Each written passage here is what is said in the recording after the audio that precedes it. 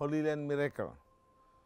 Saya berada di gereja Ayam Berkokok atau Petrus Menyangkal di Yerusalem.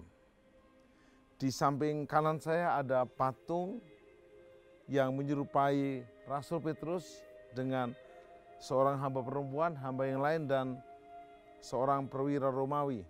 Dan juga ada kayu bakar untuk Petrus menghangatkan diri.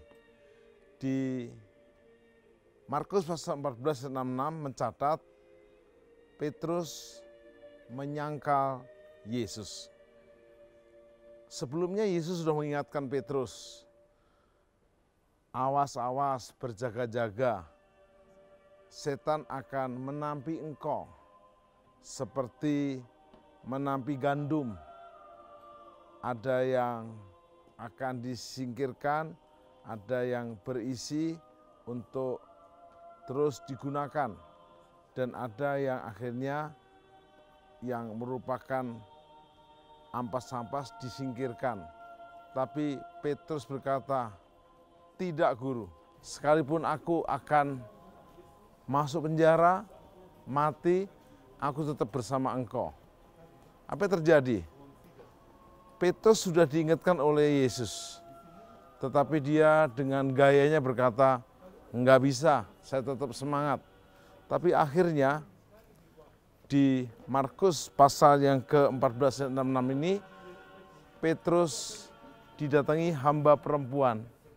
Engkau dari Nazaret, engkau bersama dia Yesus, aku tidak mengerti apa yang kau ucapkan. Hamba wanita yang lain berkata, engkau bersama dia. Tidak. Seorang lagi berkata, sungguh kamu dari Galilea. Bahkan kata-katamu, dialekmu Galilea. Petrus bahkan bersumpah, aku sungguh tidak mengenal. Dan berkokoklah ayam. Di sini kita menyadari ternyata Petrus akhirnya tidak berani mempertahankan imannya. Dia menyangkal 3 kali dan ayam berkokok, dan dia melihat wajah Yesus. Yesus sudah memperingatkannya. Apakah nasibnya Petrus habis dan selesai? Tidak. Alkitab mencatat Yesus menemui Petrus di tepi danau Galilea, dan waktu mendapatkan ikan 153 ekor, Yesus mengingatkan Petrus, apakah engkau mengasihi aku lebih dari yang lain? Di Yohanes 21 ayat yang ke-15 dan 17.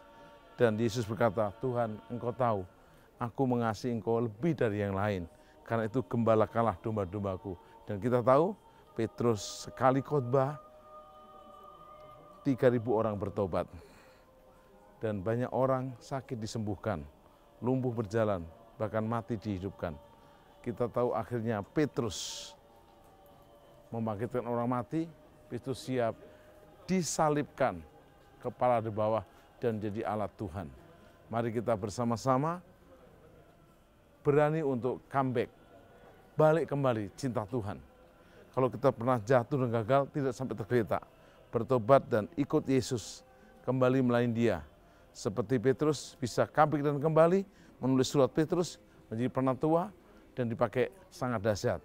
Ingat, semua kita pernah gagal, tapi ingat jangan sampai menyangkal, baik lewat perkataan atau perbuatan, tapi setia kepada Yesus selama-lamanya. Salam